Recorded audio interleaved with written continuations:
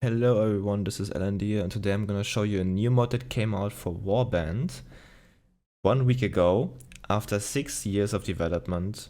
A little bit late because Panelot is already a thing, but I highly recommend playing this mod if you are of the Rings fan because this is a Persistence World mod and it's called Persistence of the Rings.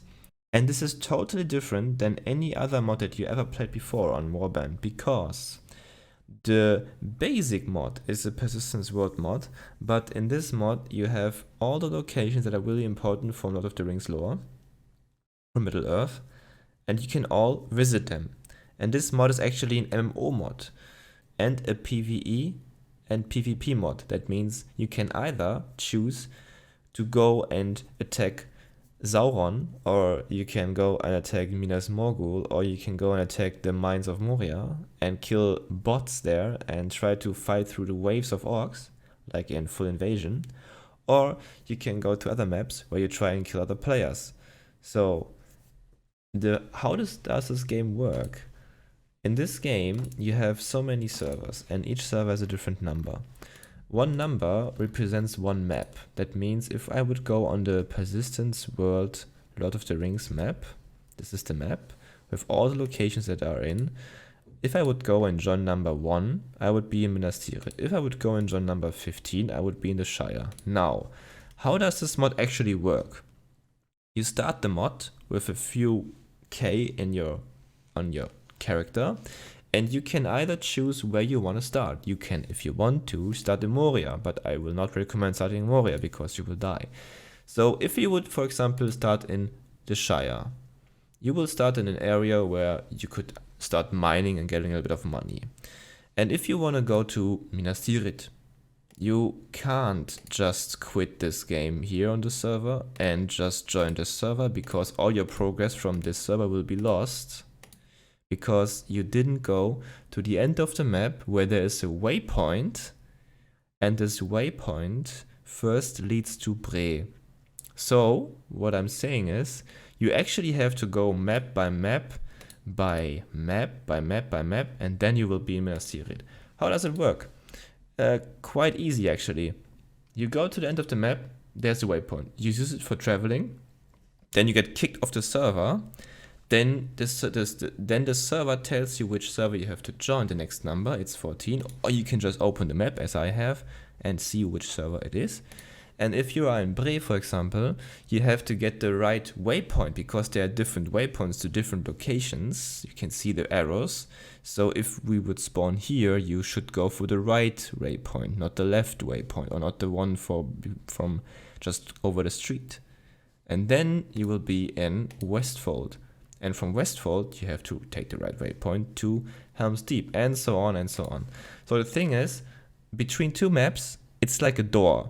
If you use a waypoint, you open a door and you can either choose between going back to the server you came from, or you can go to the server you want to go to.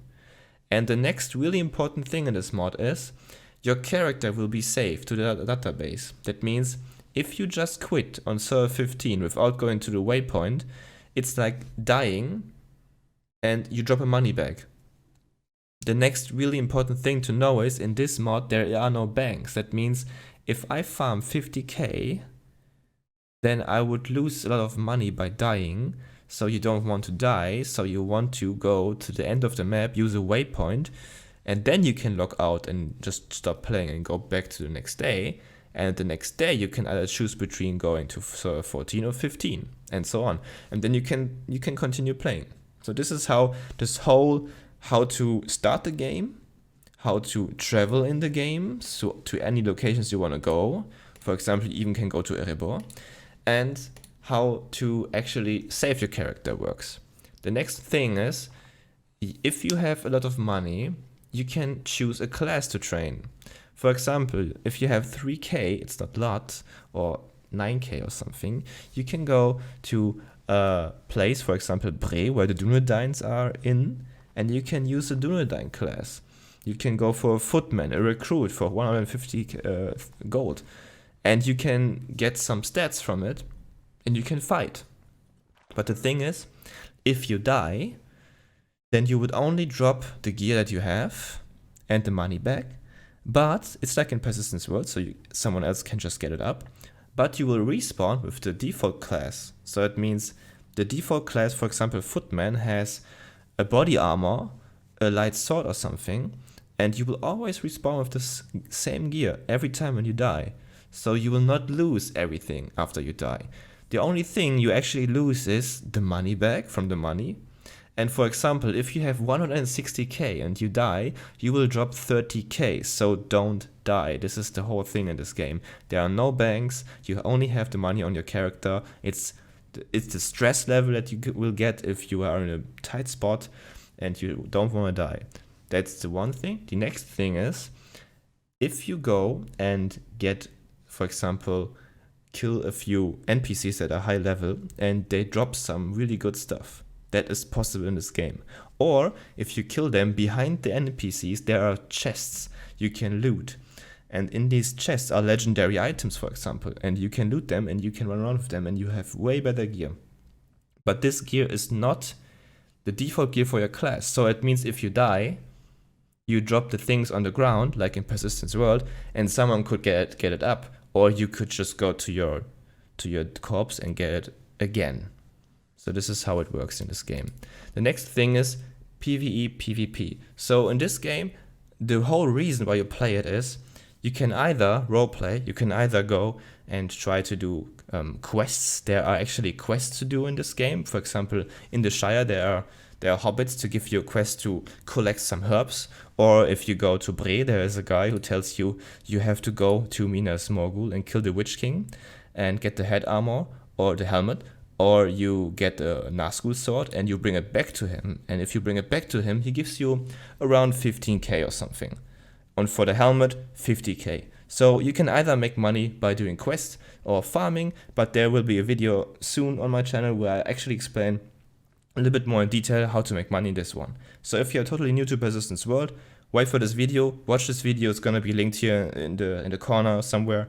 Watch this video. So you can either go do quests in this game, you can train a class, and the classes are going up to 250, 300k, so you can actually get really, really strong classes if you want to. And you can go and do PvP. On Rohan, for example, this is a map where you can either go and join the Rohan faction on Edoras with a Persistence World class that is only 5k, with the whole stats of Persistence World, like Man-at-Arms. And if you die with this class, you will lose the 5k class. You have to retrain it. That's one thing. So for every PvP enthusiast out there, if you don't want to do PvE like we do, you can just go on server 19 and you can join, for example, Edoras, and some other people join the Isengard faction, and you can go up and fight against each other and you can get the money from them. So this is how it works. And there are also skirmishes from NPCs going on around. In Rohan, you can see a lot of scouts running around, from Isengard or from Rohan.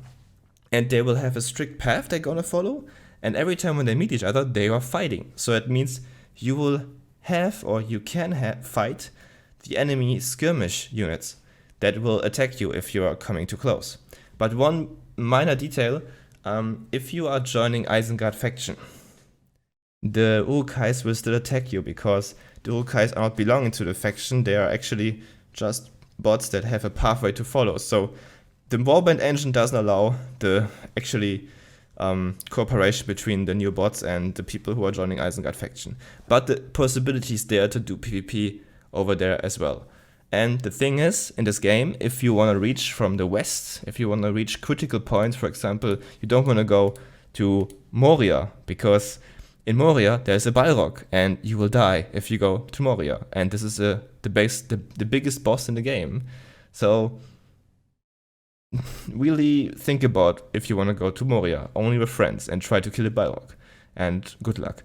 The other thing is, if you want to go all the time over here or over here, you have to go through Rohan. So it means it's the key point, it's the choke point, and when there's PvP going on, it's always a stressful situation. So always get your friends and protect you and stuff if you have a lot of money. And yeah, this is the game right now. So 1 week in, it's totally cool, and so many details, so many cool locations, and I highly recommend playing it. And if you just start, just travel around first and look at the whole map. It's so cool, like how much detail I put into it. And then you should start doing some farming or some questing. You can either do instantly questing in Minas Tirith, or you can just go to the Shire and farm over there, and then you can build up your stuff. You can choose so many things that you can train. You can train as a Dunedain warrior, you can train as an elf warrior, you can train as a Rohan warrior, you can train as Minas Tirith Gondor guards, you can train as Mirkwood elves, you can train as Lorien elves, and so on and so on. But the one thing that you can't right now is you can't go and train as a dwarf. That's a big question I got asked a lot. Right now you can't train as a dwarf because the character would be too small, the model, and it doesn't work right now. But the thing in this game is you have so much to do, you have so many quests to complete if you want to. You can redo the quest all the time to get money. You can either farm or you can go and kill orcs. Everywhere there are orcs in the location that you know of from the lore. You can try and farm the bosses. There are cave trolls. If you kill a troll, you get 15 to 20k. And it's so much to do. So get the mod down in the description, the link. Get it on Discord so you can get all the news, suggestions, tips and tricks and whatever. And then you should get this map over time on, because this link is in the description as well. So you know where to travel to, you know where to go, you know which position is the right way. So this is it. I hope you like this mod. I hope we're gonna see each other on the mod. Bye bye.